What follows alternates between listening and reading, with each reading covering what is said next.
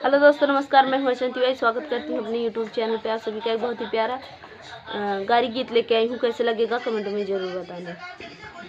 राम ही लक्ष्मण एक मति कीन्हा हो, राम ही लक्ष्मण एक मति कीन्हा। यार चला भैया चली ससुरारी, हाँ सीताराम से भजो।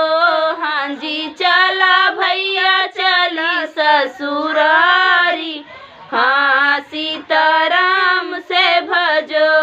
एक बना गईले दूसरा बना गईले हो, एक बना गईले दूसरा बना गईले। यार तीसरे में सीता जी कुमारी, हाँ सीताराम से भजो।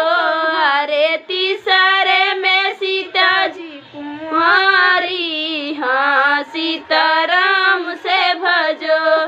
के करहु तू ही बारी दुलारी हो, के करहु तू बारी दुलारी। अरे के कर रखायु फुलवारी, हाँ सीताराम से भजो।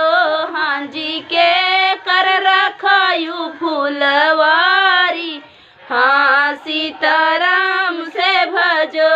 राजा जनक जी के बारी दुलारी हो, राजा जनक जी बारी दुलारी। अरे आपन रखाए फुलवारी, हाँ सीताराम से भजो।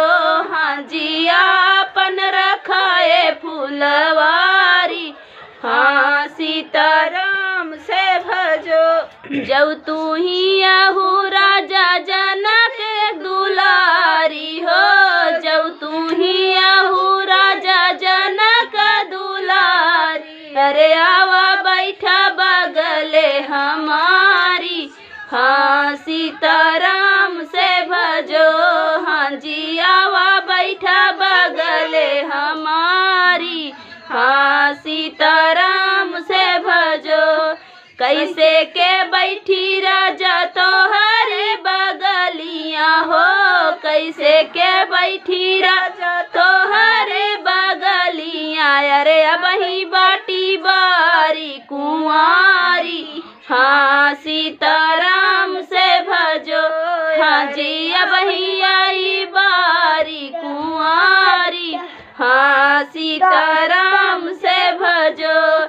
जब मोरे बाबा कुसया छतले संकल्प हो, जब मोरे बाबा कुसया छतले संकल्प। यार तब बैठब बगले तोहारी, हाँ सीताराम से भजो। हाँ जी तब बैठब बगले तोहारी, हाँ सीताराम से भजो। राम ही लक्ष्मण एक मति कीन्हा हो, राम ही लक्ष्मण एक मति कीन्हा। यार चला भैया चली ससुरारी, हाँ सीताराम से भजो। हाँ जी चला भैया चली ससुरारी, हाँ सीताराम